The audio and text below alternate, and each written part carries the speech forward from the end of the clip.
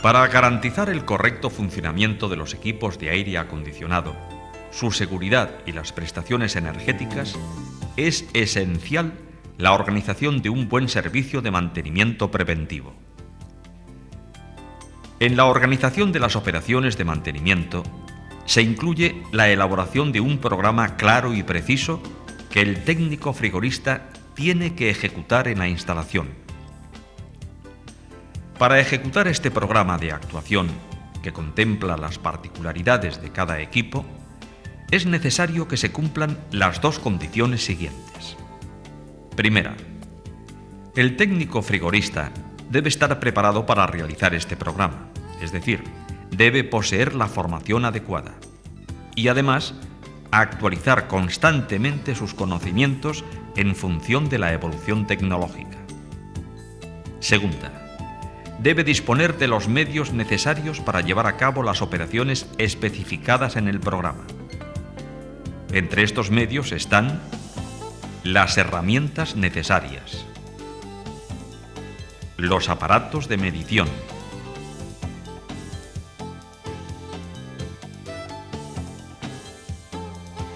los útiles y los equipos auxiliares.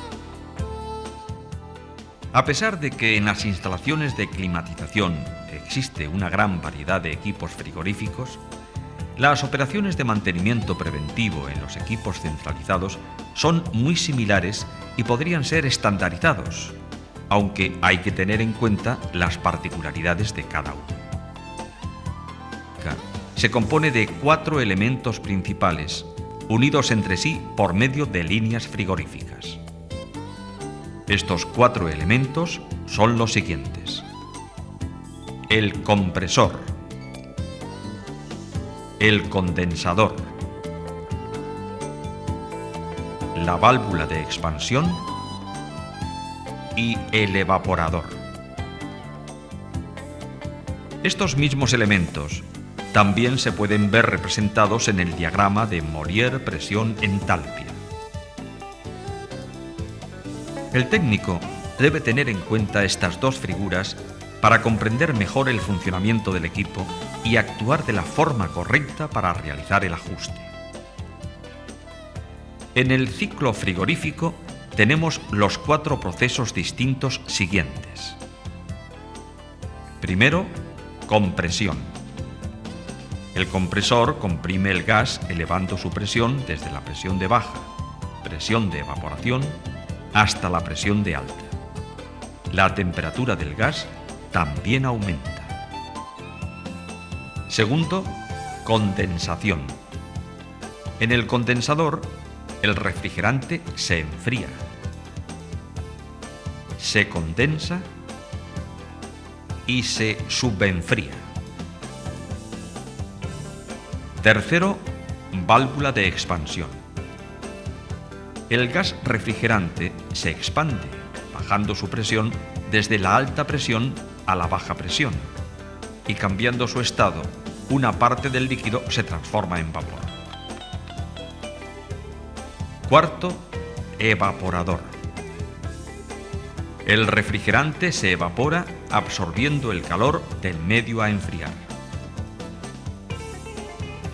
Observaremos que si dividimos nuestro ciclo horizontalmente, tendremos una división clara del estado físico del refrigerante. En la parte superior, el refrigerante se encuentra en forma gaseosa y en la parte inferior, en forma de líquido. Si dividimos nuestro ciclo verticalmente, tendremos una división de las presiones. En la parte de la izquierda dispondremos de refrigerante a alta presión y en la parte de la derecha a baja presión. Además del ajuste del funcionamiento de estos 4 elementos principales, tendremos que efectuar las operaciones de ajuste de todos los elementos de seguridad y control, así como realizar las operaciones rutinarias de mantenimiento. En nuestro caso, efectuaremos las operaciones de mantenimiento de una planta enfriadora de agua condensada por aire, equipada con 4 compresores alternativos. Este equipo podemos representarlo esquemáticamente de la siguiente forma. Reseñando los 4 elementos principales mencionados anteriormente en el esquema, los mostraremos en el equipo en el cual el técnico realizará las operaciones de mantenimiento. El compresor, el condensador, la válvula de expansión, el evaporador. Sin embargo, además de estos 4 elementos principales, tenemos que indicar también otros elementos imprescindibles para el buen funcionamiento del equipo. El cuadro eléctrico, los ventiladores del condensador, el filtro deshidratador, el visor de líquido, los termostatos, los presostatos, los transmisores de presión y el circuito de agua fría con sus componentes.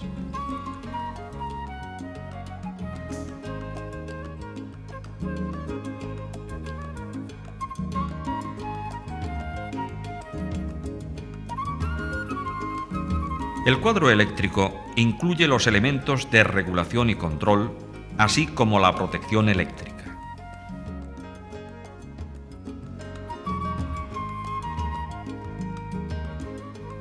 Hoy en día, casi todos los fabricantes de equipos frigoríficos emplean el microprocesador para efectuar las funciones relacionadas, garantizando una mayor exactitud y seguridad.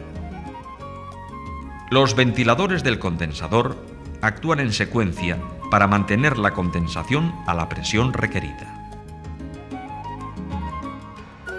Antes de arrancar el equipo, el técnico debe verificar si el equipo está preparado para su puesta en marcha.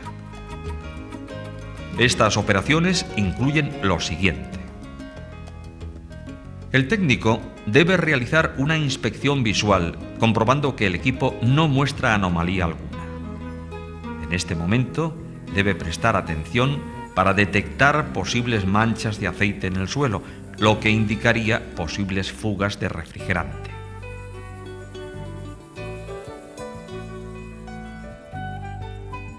Debe comprobar que la tensión que se suministra al equipo es la correcta y que la variación de voltaje y el desequilibrio entre las fases se encuentra dentro de los límites permitidos.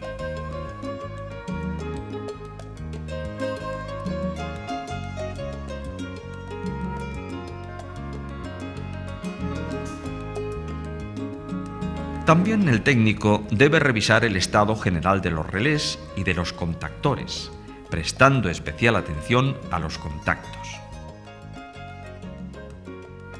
Comprobará el apriete de los tornillos y tuercas del cuadro eléctrico, que podrían haberse aflojado con las vibraciones del equipo en su funcionamiento.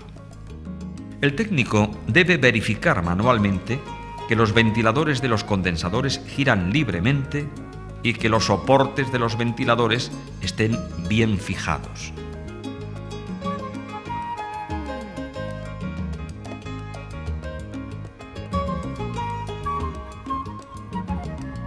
Igualmente, debe comprobar que la resistencia del cárter esté conectada y que la temperatura del aceite sea la correcta.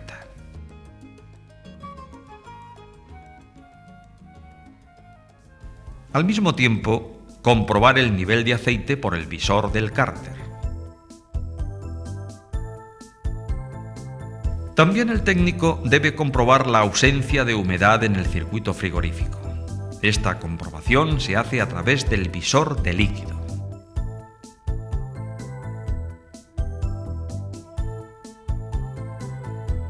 Se debe asimismo realizar la limpieza de las baterías de los condensadores. Con la unidad parada, el técnico debe arrancar los ventiladores y comprobar que el consumo eléctrico de los motores corresponde a lo especificado por el fabricante y que el sentido de giro es el correcto.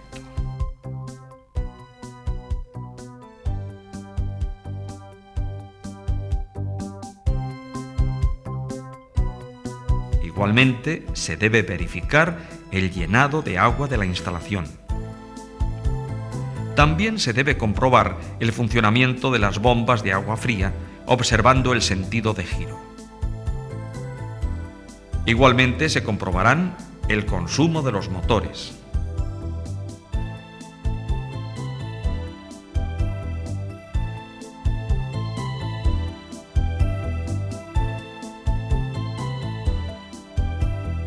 La presión de aspiración y la impulsión de agua.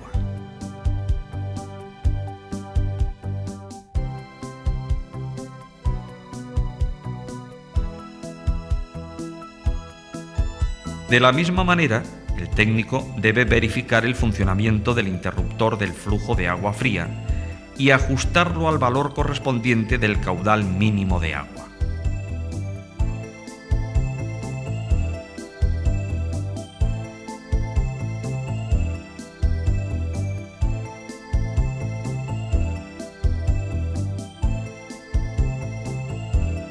También se debe comprobar el ajuste de los termostatos y presostatos y tararlos en caso de que fuese necesario.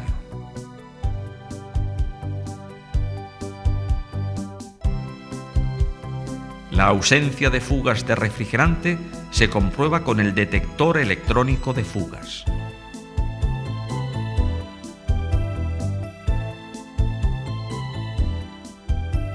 Finalmente, el técnico debe conectar el juego de manómetros a las partes de alta y baja presión.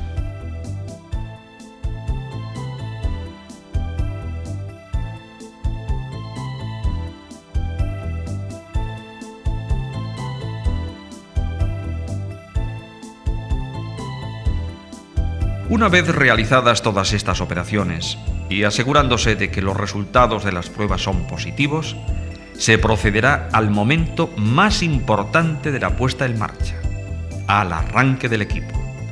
En este momento, el técnico debe estar muy atento al equipo y debe pararlo inmediatamente en caso de observar cualquier tipo de anomalía o al apreciar algún ruido extraño. Una vez puesto el equipo en funcionamiento, el técnico debe esperar 20 minutos antes de registrar los datos, dejando este tiempo para que se estabilice el régimen de trabajo. La carga de refrigerante del sistema tiene gran importancia para el funcionamiento del equipo. Como una medida previa, el técnico comprueba por el visor de líquido que el refrigerante que circula por la línea de líquido no contiene burbujas de gas y que tiene un aspecto correcto, transparente y libre de suciedad.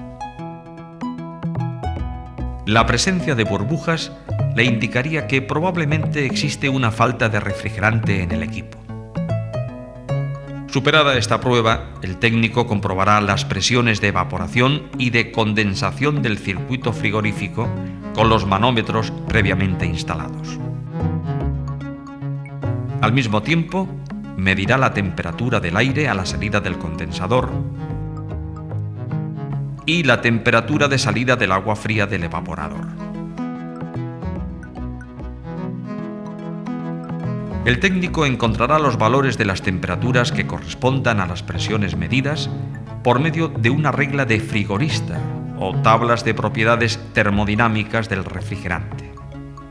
La diferencia de temperaturas entre la temperatura de condensación y la temperatura de salida del aire del condensador debe ser de unos 10 grados centígrados aproximadamente. Y la diferencia entre la temperatura de salida del agua fría y de la evaporación debe ser de unos 5 a 7 grados centígrados.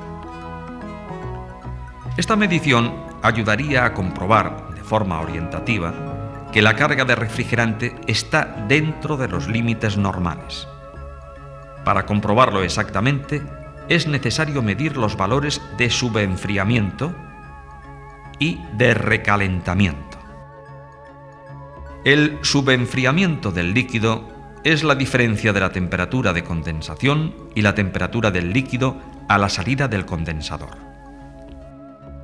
Como se aprecia en el diagrama presión-entalpia, el mantenimiento de este parámetro es importantísimo tanto para la capacidad frigorífica del equipo como para el valor de coeficiente de eficiencia energética, CEE, del equipo. La disminución del valor de subenfriamiento reduce la capacidad frigorífica del equipo, manteniendo el mismo valor del consumo del motor del compresor, lo que significaría que la producción de 1 kilovatio de frío costaría más caro. La medición del valor de subenfriamiento se hace de la siguiente forma. En primer lugar, se mide la presión de condensación con el manómetro instalado en el lado de alta. En segundo lugar, se encuentra la equivalencia de la temperatura para el refrigerante correspondiente por medio de tablas, diagramas o reglas. Luego se mide la temperatura del líquido. Para ello se limpia y se lija previamente la tubería de la línea de líquido.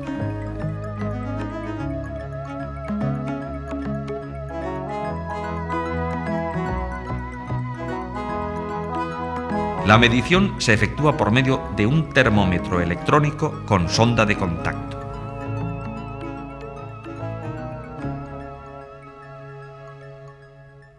El valor de subenfriamiento se obtiene restando las temperaturas. Se compara este valor con el recomendado por el fabricante, que normalmente se encuentra alrededor de los 7 grados centígrados.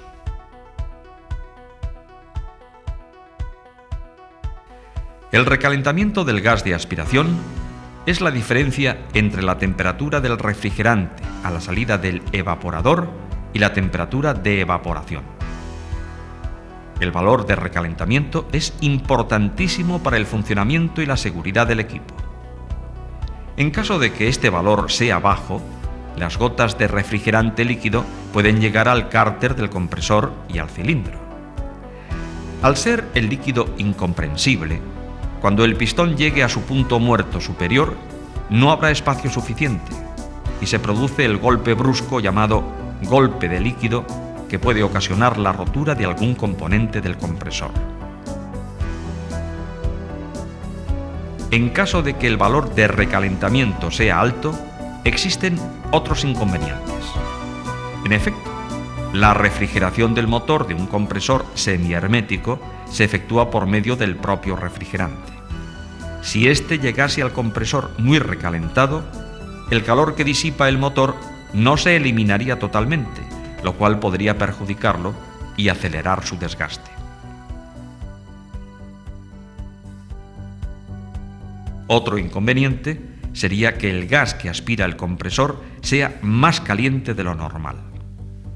Por lo tanto, también sería más caliente el gas a la salida del compresor, lo que podría ocasionar daños a la placa de válvulas y al aceite lubricante. Y por último, el gas que aspira el compresor sea de menos densidad y por lo tanto el compresor bombee un caudal másico menor con la reducción de la capacidad frigorífica. La medición del valor de recalentamiento se hace de la siguiente forma. Primero, se mide la presión de evaporación con el manómetro instalado en el lado de baja.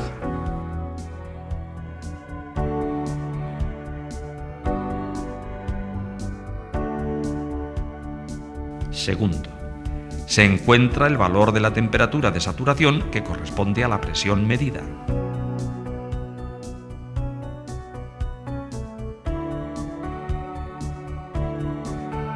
Tercero, se mide la temperatura del gas de aspiración. Para efectuarlo, se lija y se limpia previamente la tubería de la línea de aspiración próxima al bulbo de la válvula termostática.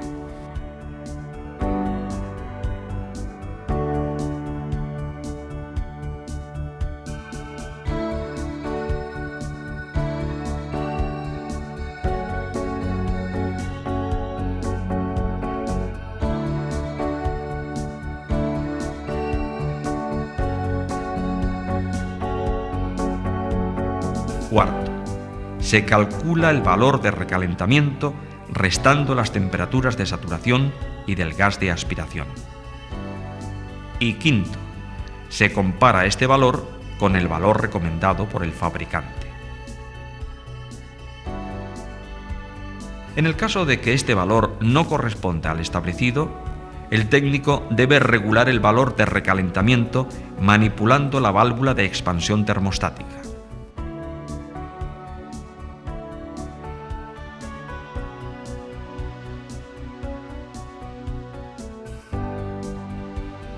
En la válvula termostática actúan tres fuerzas.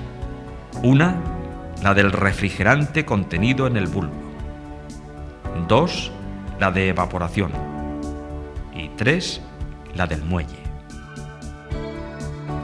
En el caso de que las tres fuerzas estén en equilibrio, el obturador de la válvula permanece en estado de reposo. Si alguna de las fuerzas varía, cambia también la posición del obturador en uno u otro sentido. Si deseamos aumentar el recalentamiento, se aumenta la presión del muelle apretando el tornillo con un destornillador para desplazar el platillo y de esta forma comprimir el muelle. La válvula se cerrará algo más, dejando un paso menor de refrigerante al evaporador.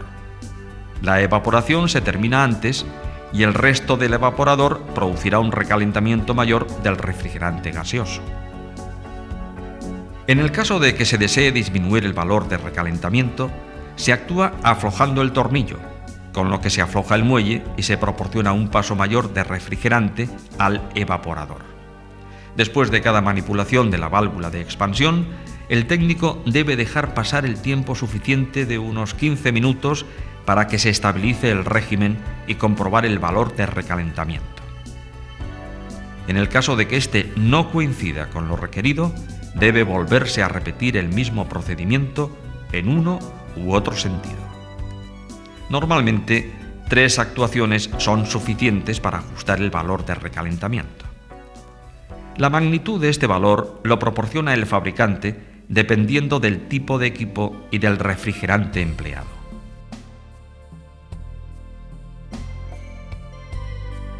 Para los equipos que funcionan con R22, el recalentamiento normalmente se ajusta a un valor de 5 a 8 grados centígrados. Una vez realizadas las mediciones, el técnico debe determinar si la carga de refrigerante es la correcta. En el caso de que exista falta de refrigerante, el equipo mostrará las siguientes anomalías. La presión de baja, baja. La presión de alta, baja. La temperatura del gas de aspiración, alta. El recalentamiento, alto. El subenfriamiento, bajo. La temperatura del agua, alta. La temperatura del cárter, alta. Si se cumplen todas estas condiciones, el técnico debe añadir refrigerante al sistema, para lo cual existen distintos procedimientos. Pero si la falta de refrigerante no es muy significativa, se le puede añadir conectando la botella del refrigerante al lado de baja presión. Se introduce el refrigerante gaseoso con el equipo en funcionamiento.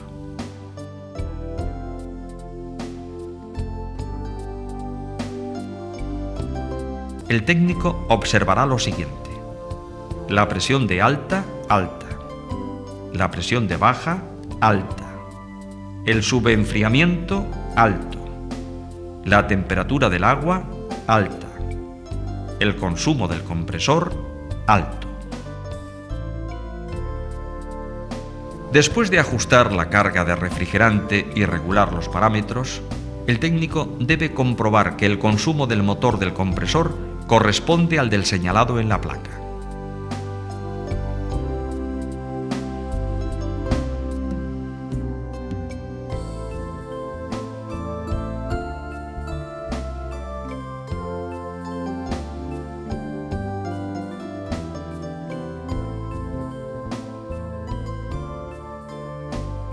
Debe también comprobar que el nivel del aceite en el cárter es correcto.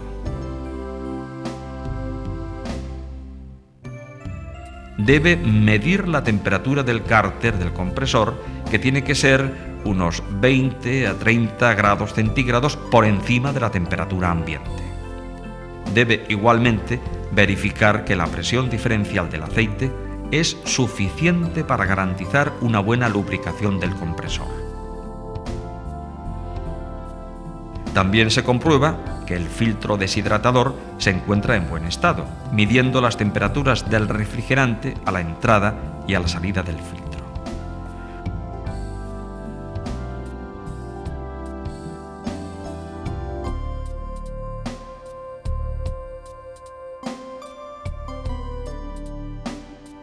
Una diferencia de temperatura superior a 1,5 grados centígrados significa que el filtro está obstruido y debe ser sustituido para evitar el flash gas en la tubería del líquido, con el perjuicio de funcionamiento deficiente de la válvula de expansión y de todo el equipo.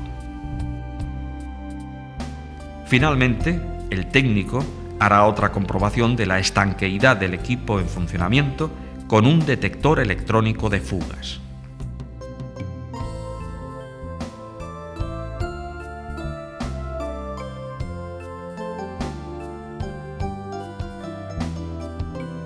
Una vez terminadas todas las operaciones de mantenimiento y ajustados todos los parámetros, el técnico reflejará los valores medidos en un boletín de servicio .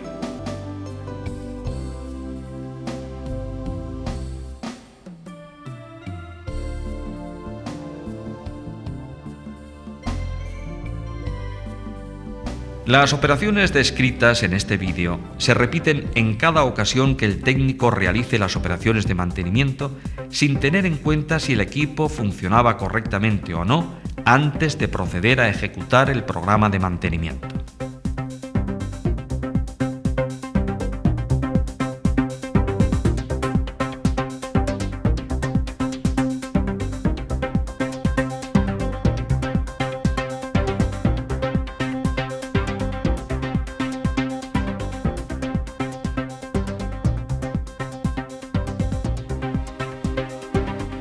El estricto cumplimiento del programa de mantenimiento garantiza la calidad del servicio y la vida útil del equipo.